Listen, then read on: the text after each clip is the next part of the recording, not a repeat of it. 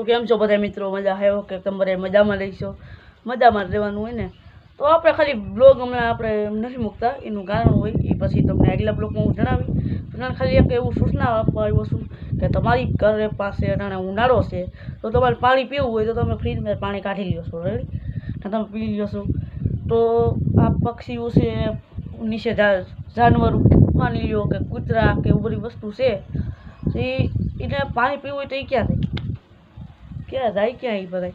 તો ખાલી એટલું મારે આ બ્લોગમાં વિડીયામાં એટલું કહેવા માગું છું કે તમે તમારા ઘરની બહાર એક કુંડો બનાવીને એમાં પાણી ભરજો, એટલે કૂતરા અને આપણે ખબર છે આખલા કૂટિયા હોય એમાં પાણી પી શકે, રેડી. અને પક્ષીઓ માટે તમે તમારા ઘરના છત ઉપર એક કે પાણીનું તવલું મૂકી દો ને એટલે હાલે. ને જો તમારો જીવ હોય ને તો મૂકજો. મને તો એટલી ખબર પડે કે તમે હું લગભગ તો મૂકી દેવો. ને લાઈક કરવી તો લાઈક ના કરતા, આપણે ક્યાં કહીએ લાઈક નહીં, સબસ્ક્રાઈબ નહીં, તમે કરતા નહીં, ખાલી આ વિડીયોને શેર કરી, એટલે તમને ખબર પડી ગઈ પછી બીજાને ખબર પડે, ત્રીજાને ખબર પડે, એમ ખબર પડે. અને બધા મિત્રોએ આપણે સપોર્ટ કરતા રહીશું, ને સપોર્ટ કરતા હોય બધાનું આભાર માનું છું, થેન્ક યુ માનું છું, દુનિયાનું માનું તમે યારો નહીં છે.